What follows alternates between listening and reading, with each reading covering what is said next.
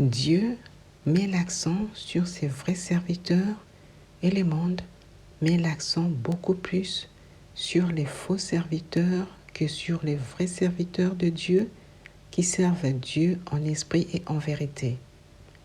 Le monde devient de plus en plus chronophage, c'est-à-dire le monde gaspille le temps des hommes pour leur parler des hommes qui ne comptent plus aux yeux de Dieu. Daniel, chapitre 5, versets 25 à 28.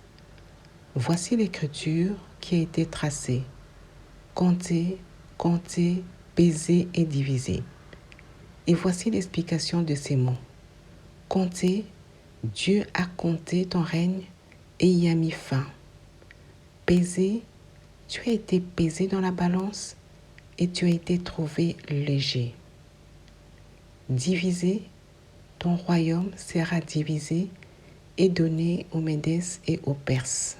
Cette sentence divine, c'est-à-dire compter, compter, peser et diviser, a été prononcée par Daniel, serviteur de l'Éternel, contre le roi Belkazar, parce que ce dernier a décidé de faire apporter des vases d'or de la maison de Dieu à Jérusalem pour s'en servir en buvant du vin avec ses femmes et ses concubines.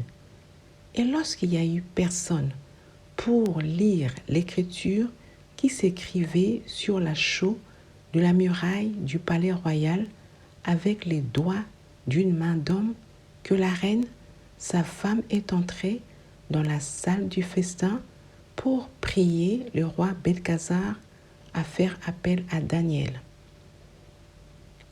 De nos jours, il y a encore des rois Belkazar, c'est-à-dire des hommes ou des faux serviteurs qui se prennent pour des rois et sur qui Dieu ne compte plus sur eux parce qu'ils ont pris des vases d'or, c'est-à-dire l'argent qui était réservé à la maison de l'Éternel pour sa réfection, payer des factures, etc., sur leur propre compte afin de les gaspiller avec d'autres femmes, concubines ou maîtresses, pendant que la femme légitime n'en bénéficie pas du festin financier comme la reine, la femme légitime du roi Belkazar qui s'est trouvée en dehors du lieu du festin.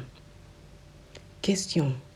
Et si la reine n'était pas présente au sein du palais royal, comment le roi Belkazar allait-il résoudre le problème de l'écriture? Les femmes légitimes aident souvent ces faux serviteurs à comprendre l'écriture qui est la parole de Dieu et parfois c'est trop tard à cause de la sentence divine prononcée. Dans Daniel chapitre 5 verset 25, il est écrit « Comptez, comptez, pesez et divisez ». Dieu ne compte plus sur ces hommes qui sont devenus des faux serviteurs. Dieu a mis fin à leur règne parce qu'ils ont été pesés et trouvés légers à cause du désir et du plaisir de la chair, et la fin de leur règne divise le royaume, c'est-à-dire divise le ministère, l'assemblée des fidèles en deux à cause de la divergence d'opinion. Jean chapitre 17, verset 16, Jésus dit « Ils ne sont pas du monde, comme moi je ne suis pas du monde ».